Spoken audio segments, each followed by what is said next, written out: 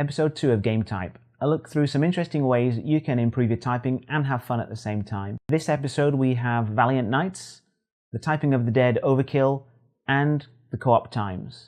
Valiant Knights will appeal to fans of JRPGs, but is a pretty superficial, repetitive and frustrating experience.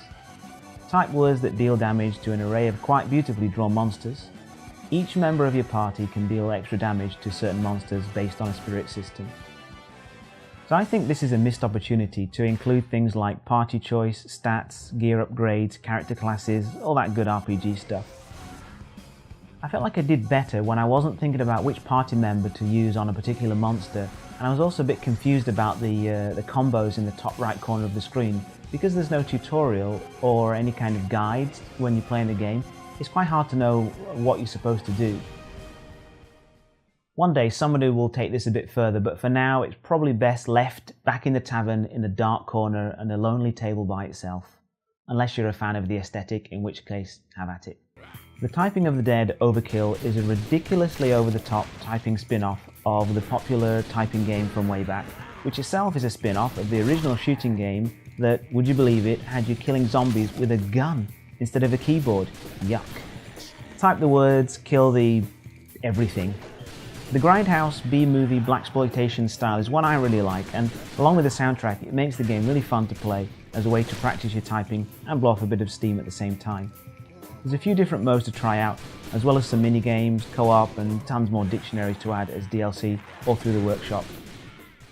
So the only reason not to like this game is if the everything isn't to your liking, and I think it's pretty safe to say you'll know if you're going to be offended by this way before you buy it. I've heard the original is actually better, so I'm looking forward to trying that out, but for me, it's challenging enough.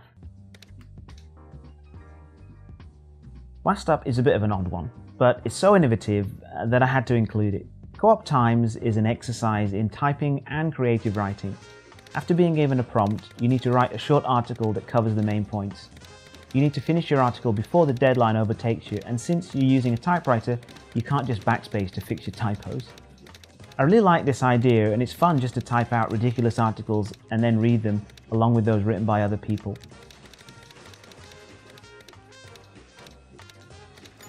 This game is free to play, and it's a lovely little idea that I'd love to see fleshed out a bit more.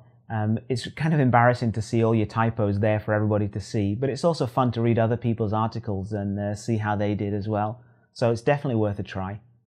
So let me know what you thought of the games I introduced today: Valiant Knights, Typing of the Dead Overkill and Coop Times.